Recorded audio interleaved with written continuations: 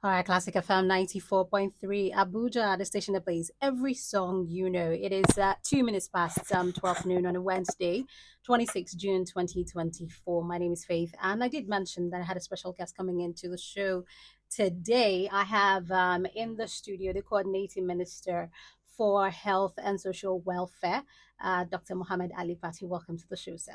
Thank you. It's great to have you. There's so much to talk about, especially when you're looking at the health systems in Nigeria.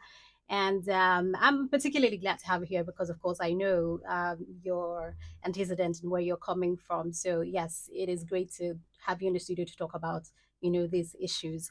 I want to get right into the issue of cholera, but I want to look at it from the fact that, whether you're looking at COVID or you're looking at Ebola or you're looking at any other kind. We've had infectious diseases around. So we can start to talk about it, from there. And then, let's settle on the issue of cholera, which is a current outbreak that Nigeria is facing. Yes. Well, infectious disease outbreaks are a challenge, especially in our world of today, which is very interconnected. And with climate change, we're seeing changes in weather patterns, rains, flooding, all kinds of issues, as well as encroachment of humans into environments where we've not been exposed to certain kinds of infectious diseases. In addition, even the old infectious diseases, we get challenged when we don't have enough population immunity, let's say from vaccination, Hmm. that then allows us to get them. For instance, in late 2023, we had diphtheria outbreak. It's an infectious disease, it's vaccine preventable. We're able to rally around, and this government was able to address it in the 14 states, and we were able to control it. Early this year, we had the meningitis outbreak in some states, and we're able to deploy a pentavalent vaccine, and we're able to keep that outbreak from getting out of hand. So this shows the power of public health and public health measures, including vaccination, to be able to stop infectious diseases. Yes. Now, cholera that is emerging to be a threat. It's a threat, and it's happening as an outbreak right now in Nigeria. But it's not Nigeria in isolation. Hmm. This is the seventh cholera pandemic in the world in the Oh, last wow. several hundreds of years, and it's been going on for decades, I would say. In the last 3 years alone, in 2022, there are more than 500,000 cases of cholera all over the world. In 2023, there are almost 700,000 cases of cholera, according to the World Health Organization, all over the world. In 2024 alone, more than 200 cases of cholera in 5 regions of the world were reported. Most recently, even an island close to France had cholera outbreak. In Africa, in late 2022 and early 2023, we had severe outbreak in countries in Eastern and Southern Africa, in Mozambique, in Malawi, and parts of South Africa, which really affected them. For us in Nigeria, 3, 4 weeks ago, of course, there was an uptick. There were background cases, but I think the fact that the outbreak became heightened in Lagos and a few other states made us to enhance the surveillance and to activate the cholera technical working group so that we look closely as the emerging pattern. And we know that about 31 states have had cases of cholera, which are affecting more than 1,500 Nigerians. But that's the state of the outbreak. As you know, cholera is an infectious disease that Yes. um, is transmitted because of contamination of water, food, poor sanitation, overcrowding, and in 80% of cases, it is asymptomatic or gives mild symptoms. It's only 20% are the ones that get the severe Hmm. vomiting and diarrhea, and some of them die, and about 53 losses of life have occurred. But we activated a response mechanism through the Nigeria Centers of Disease Control for Disease Control in collaboration with other arms of the federal government, other ministries, ministries of health, environment, water, but also our technical and financing international partners to have a grip on what is going on and also to be able to intervene with the state governments. Because Hmm. at the end of the day, there are 31 states which have had cases, 107 local governments. So you have to be precise as to where you deploy the tools to make people aware, to improve uh, the quality of water that they use, avoid contamination of water with fecal materials, hand washing with soap, better sanitary Practices. practices, dealing with things like open defecation that contribute to the transmission of cholera, in addition to providing treatment for those who are affected, either oral rehydration solutions or intravenous fluids or antibiotics in a few cases, to ensure that those who are severely affected don't lose their life.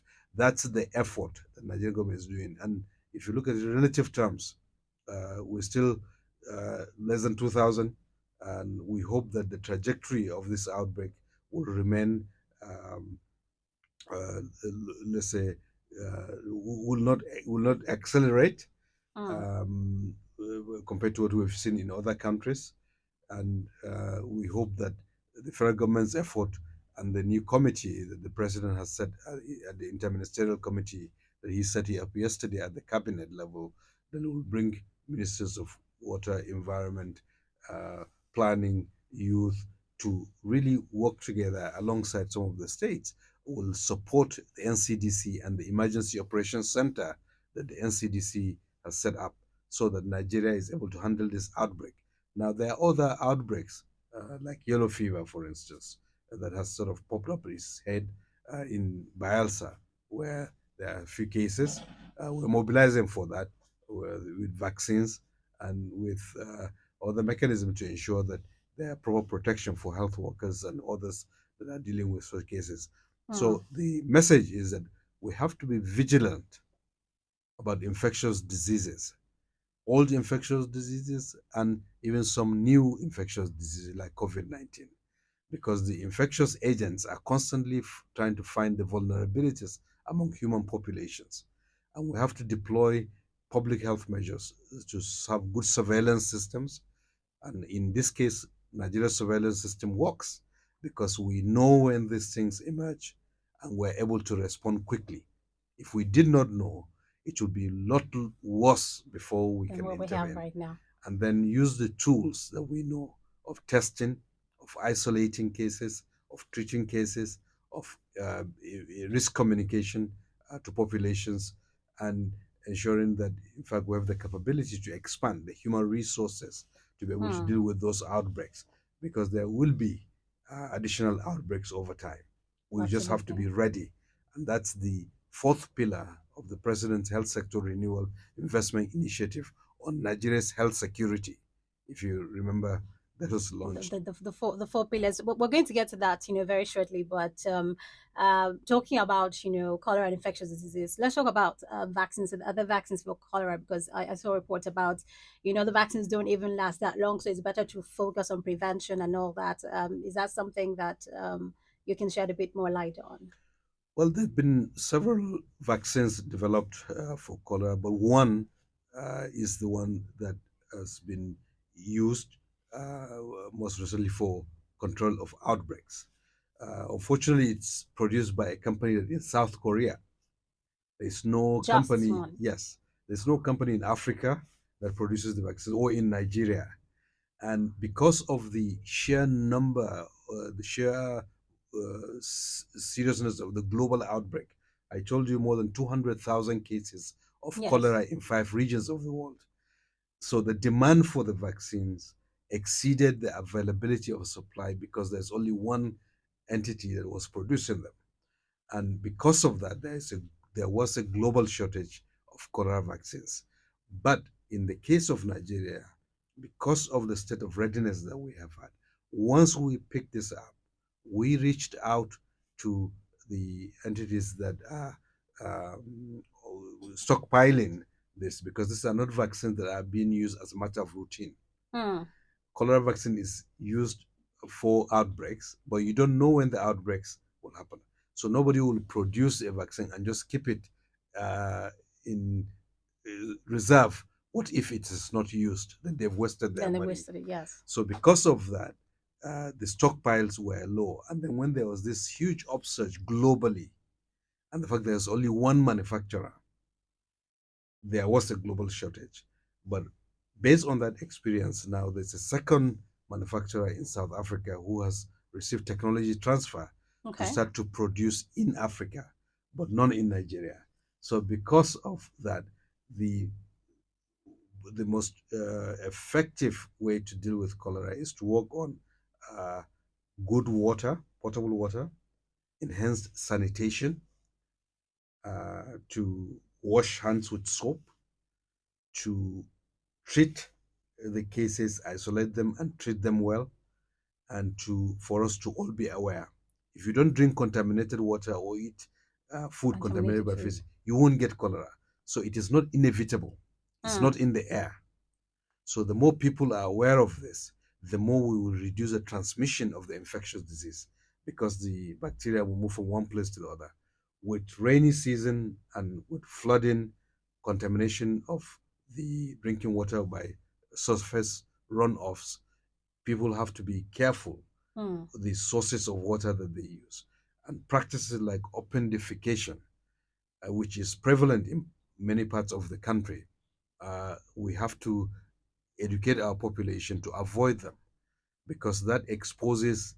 I mean, open defecation basically Yes. allows infectious diseases to be carried by flies and to contaminate the water that people also drink and leads to perpetuation of this Mm. infectious disease outbreak. So, vaccine is an important tool, but it's not, let's say, the main tool. There are many instruments that we That we can can use, use. and that's what we're deploying in this multi-sectoral way between health, environment, water, and other part of society, federal government, but also the importance of the state and local And local governments government. in this effort. Yeah. I mean, it's fantastic that there is that communication between different ministries and, of course, the state and local governments to curb this. Nigeria has always done really well with dealing with infectious diseases, like you pointed out, whether you're talking about COVID, Ebola, or other ones that have come along. So that is great to know. But still talking about vaccines, there's the talk about malaria vaccine. We know about how malaria is huge. I think Nigeria, still deals with malaria on, I think, like the second country in the world that has, the highest number of malaria cases. So how exactly are we doing where the vaccine is concerned? Because we know that there are countries that have got, the vaccines, at least one kind of vaccine for testing and all of that. Nigeria, the former Minister of Health talked about applying for it the last year, but we still do not have it. And we know that some countries have been able to get it. There are other reports about, Nigeria applied for a different one, but I just want you to, give us the Yeah. full details on that. There are two vaccines approved for malaria, which are effective, have been shown to be effective. And Nigeria applied for one of them, which is the one that is most effective, that is proven to be safe, The R21 or the R21. The issue of vaccines in public health, vaccines are one of the most cost effective public health interventions. They're safe. There's so many of them that we know are effective. Some of them are 99% effective, like measles vaccine. So you have to look at even our routine vaccines, which Mm. we provide, and the federal government finances that and mobilizes resources through Gavi and other entities to finance that. Even them, those vaccines, we are not able to get people to accept them and immunize their children. That's why we had outbreaks like diphtheria. Diphtheria is an age old disease, and 99% of the children who had diphtheria outbreak late last year were unvaccinated. Mm. Measles, when you hear measles outbreak, it largely occurs in children that are unvaccinated. There are states in the country that have less than 20% of their children with fully vaccinated because parents Wow. become hesitant. So sometimes some who have just some half knowledge of the science of vaccinology adopt whatever misinformation they pick from the media and spread without knowing that it has consequence on lives of people, Mm. and they spread that, which then leads to parents who don't have adequate information to reject or be hesitant to get something that is going to be useful for them. So in that context, when you are going to introduce a new vaccine, you have to look at, okay, what population do you need to give? What, how much these vaccines cost? Because at the end of the day, even if you receive them for free, government has to There's a pay for cost. them. Yes. There's a cost for them. And how do you have the infrastructure, the cold chain infrastructure, the human resources, the logistics, which all cost money, to be able to deploy them effectively? If you deploy a vaccine without that forethought and you waste the vaccine, it's like you are pouring money, limited money, into Into the a drain. West. Yeah. So that's why Nigeria had to think carefully about the introduction of new vaccines overall Mm. and sequence them over time, Okay. including the malaria vaccine. So in this year, we have two states, one in the south and one in the northwest, who will start introducing the vaccine, the R21, in the local government that's elected in those states. That will give us experience and then mobilize the resourcing, the financing to be able to make that available, because there are so many other antigens that are also necessary, whether it's vaccines for TB or diphtheria, pertussis, tetanus, whether it's the measles vaccine, the pneumonia vaccines, the Haemophilus vaccine, and the HPV, the rotavirus vaccine, polio vaccine. There are parts of the country that we still have outbreaks of variant polioviruses because children are not fully immunized. So when you look at the whole range of vaccines, it's not just picking one, oh, it's available, the new shiny tools.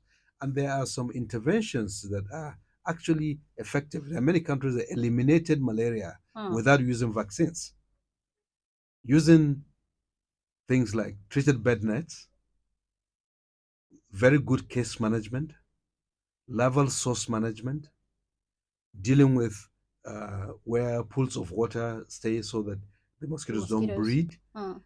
testing and treating those who get it at scale, prophylaxis, preventive. So there's a seasonal chemoprophylaxis, very effective among children. That you give them antimalarials every 6 months, and it really reduces malaria significantly. And intermittent presumptive therapy of pregnant women, also very effective. And the vaccines are most effective if they are stacked on the basis of, on the back of all of these other So a tools. multi-pronged approach, So basically. there's a, it's a, you think of it as a stack. Mm. You stack the basics, things like bed nets, level source management, case management with treatment of cases and testing of those cases to differentiate what you are treating, and vaccines. When you do that, then you get the full benefit. Mm. But when you want to get the easy route and say, oh, let me just get a vaccine and all is done, mind you, there are people that will say, oh, the vaccine is free. Why is it free? And they will spread all kinds of uh, misinformation that derails population.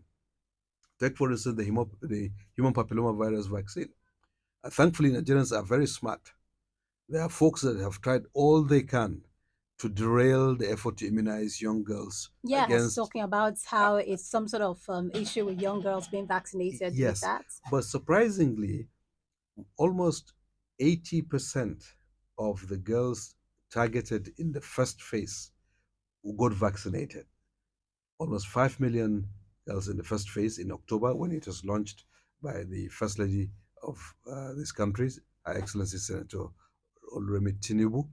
And then the second phase, we just completed, 96%, almost 7.3 million parents brought their wards to get them So vaccinated. there was a lot of education that went on with the parents. Exactly. But the parents also understood it's their responsibility. They did not hear these minority voices that basically go around on WhatsApp spreading information that is false, that is not backed by science. But they don't have any responsibility. They say things which uh, they're not ultimately responsible. But the message that we said, these vaccines, there are not enough of them, even though they're free at when people get them, but they're not. Somebody else is There's a paying cost for for them. it, definitely. Thirdly, it's not by force. Anybody can choose. But if you don't, if you choose for your child to not be vaccinated, the responsibility is on you. If years down the road that child gets cervical cancer, which could have been prevented by this vaccine, because we know the vaccines are safe, are efficacious, and they're available in many countries in the world. And I think Nigerians listened to that and they trusted that, and that's why they were able to do it. That's just one example, and there are many efforts that were put in place now to ensure that Nigerians understand, not be distracted by this uh, uh, unfortunate Misinformed. misinformation and from people who have no understanding of Mm. what really they're talking about. But is there a timeline for, because you talked about two states that will be like a pilot phase? Is there a timeline for that, to expect for the Uh, malaria vaccine? we expect the third to fourth quarter of this year, Okay. towards October, November. That's when we expect that these vaccines will be available. But mind you, these vaccines are donated vaccines Mm. through the Global Alliance for Vaccines because Nigeria applied for it. Ultimately, Nigeria will have to put up the resources to be able to pay for the vaccines if Nigerians want to receive it in the public sector as a matter of routine. And that requires thinking through the portfolio of vaccines that we already have and whether we're able to afford them, in fact, because if you, uh, even our routine vaccines, um, federal government pays for it. States have not been contributing to Oh, the wow. buying of these vaccines. So we have to really think about the Shouldn't fact. states be doing that as well? I think we're discussing options for how, you see, the federal government is doing a lot uh, in a sector where the responsibility lies between the federal government, state, and local governments. Vaccine financing has largely been led to Just giving to the the federal federal government. government. And the federal government does it because there's a public good argument that, in fact, if you some states may not be able to afford it. We don't want a country where some get vaccines because they can afford it, and some don't get the vaccines because they cannot afford it and they are susceptible to infectious diseases. That's not an equitable society that we want. So I think there's a legitimate argument on that. But as the cost of these vaccines increase, I think we need to think about what complementary role the states Yes, can play, whether directly in co-purchasing with the federal government or with the delivery of the vaccines, and also the production of vaccines is something that we have to really think about whether it will reduce the cost, because then you can have more vaccines that are safe and effective being produced in our country because we have a large population. Those are exactly. the issues that we're dealing So with. those conversations are going on. Yes. Okay, fantastic. We're talking about local production and things like that. We know that in recent times, whether you're looking at the issue of currency devaluation or things like that, or foreign exchange, scarcity, we know that prices of medicine has gone up, exponentially.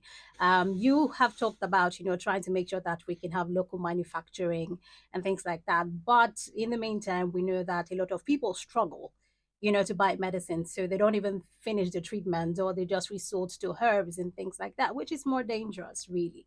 So, how is the federal government, or you basically, trying to address the issue of the high costs of medicine that Nigerians are facing now, whether in the short term, the medium term, or the long term? Well, put it in context. This administration came in at a very difficult time. What you might call 2023 was almost a very is at the low. I hope that it doesn't get any lower.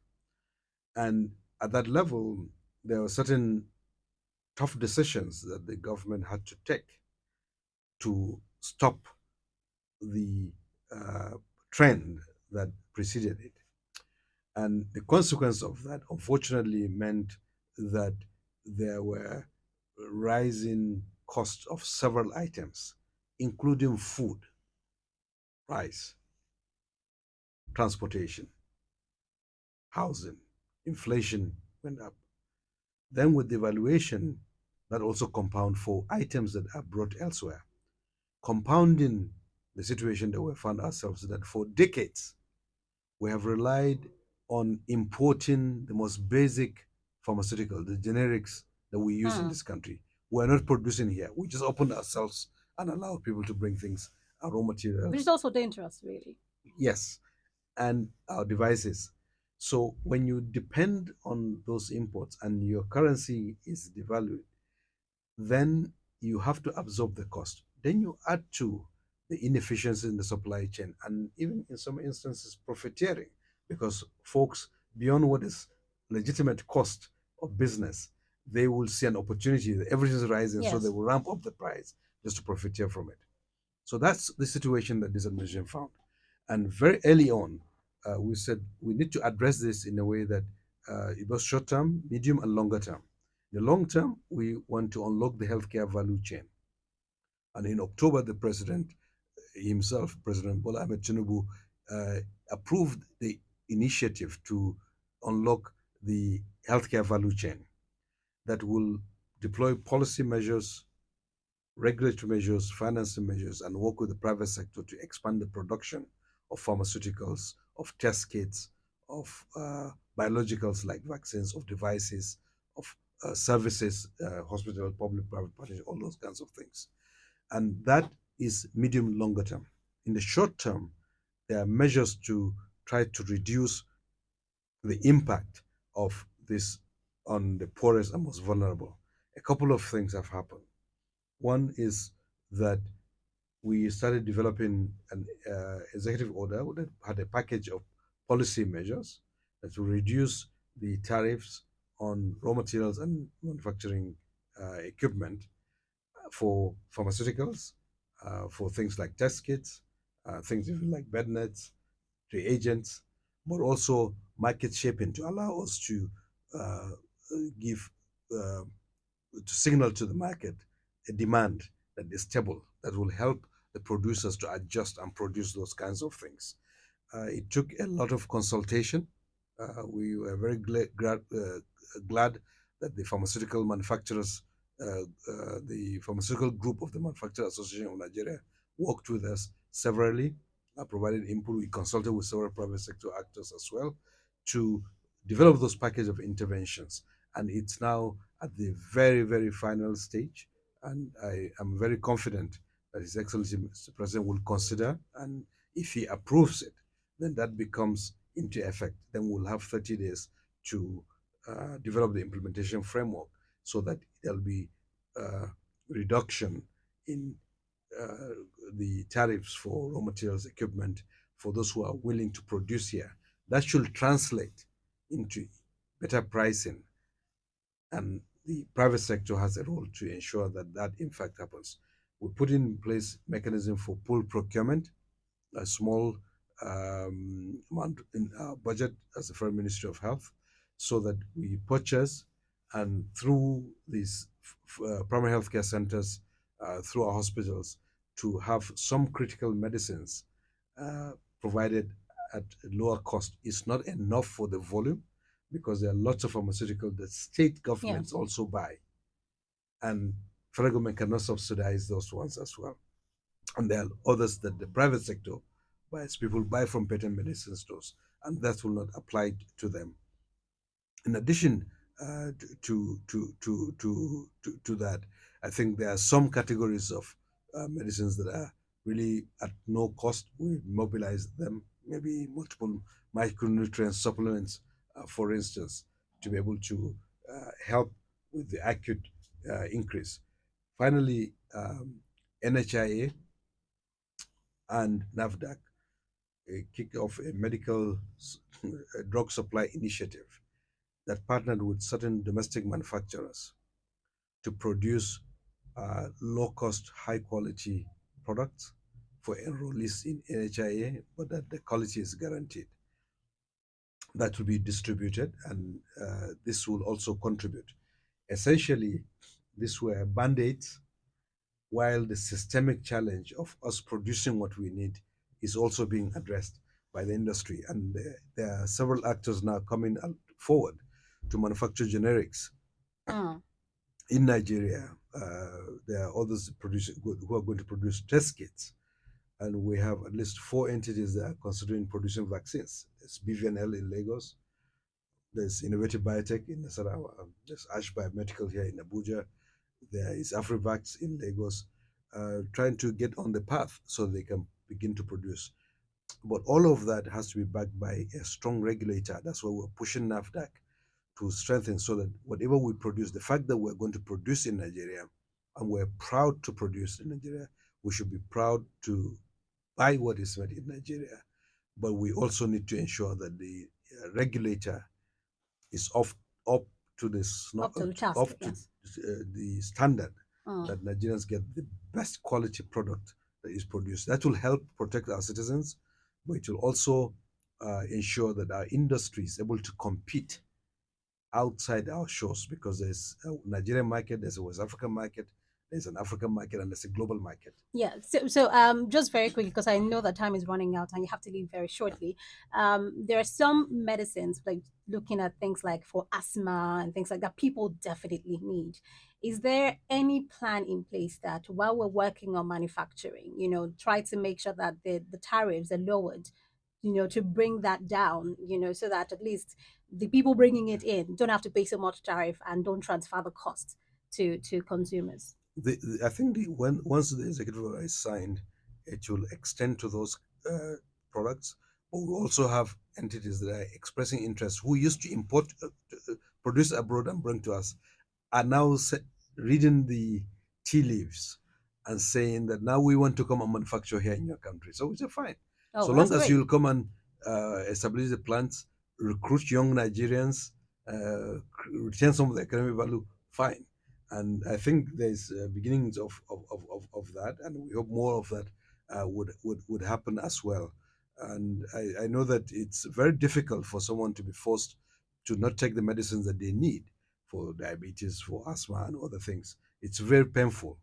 But this is a situation we found ourselves after many decades that we have not been producing what we needed. But this government and this president is particularly trying to help Nigeria to be more productive and to unlock the healthcare value chain. And we're very committed to implement that vision that he has. Okay. Lastly, because I know you need to run, there was something you talked about with brain drain about having some sort of contractual agreement with, recipient countries, for training. Can you shed more light on that very quickly?